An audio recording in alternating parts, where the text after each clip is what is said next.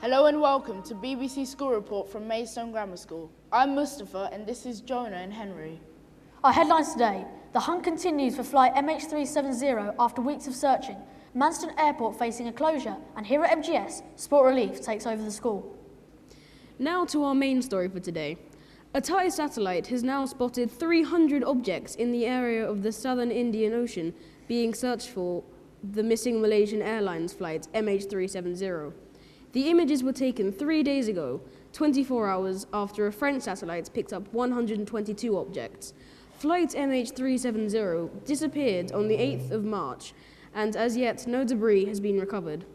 Friends and relatives of those on board have been consigned to accept the fact that they have perished, but they are still frustrated that no information on what exactly happened has emerged.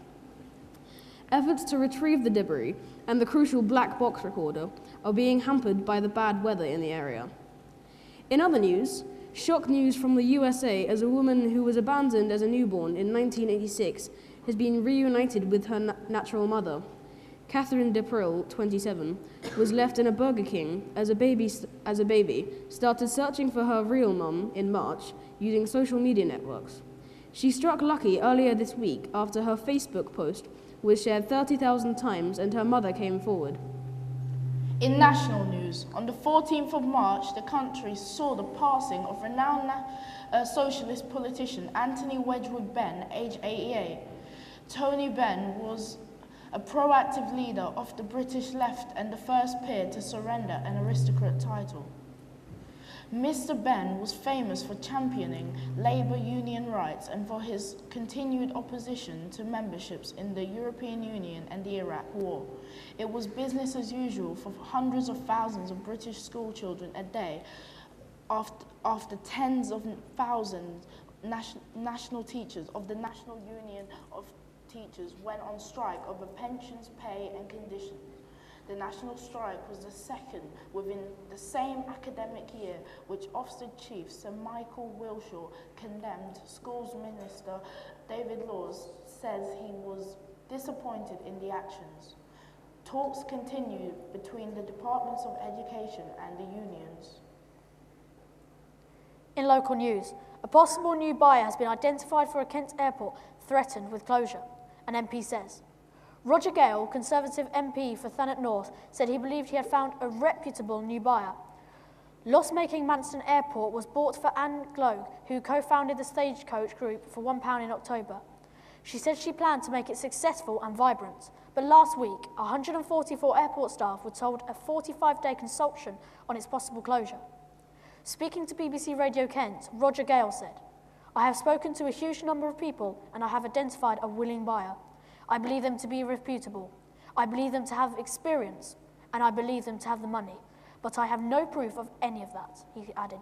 Mr. Gale refused to give any details of the potential buyer. In school news, MGS took part in Sport Relief last Friday, trying to raise more than 2 years, when the school was in the top 10 fundraising schools in the country. A 24-hour rowathon, spearheaded by the headmaster and over 100 participating staff and students, set the ball rolling with over £2,700 raised. Events occurred the day including the science department dressing up as sportsmen, a staff versus students dodgeball game, plus the MGS Mile, won by Mr. Highstead. In total, the school has raised over £4,000, with still more to come. Well done, MGS. Let's get some sports news now with Mustafa.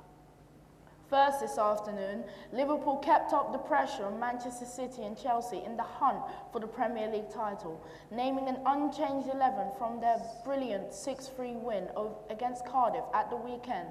Goals were harder to come by this time out as they ran out 2-1 winners against a very struggling Sunderland side, now firmly in the relegation battle.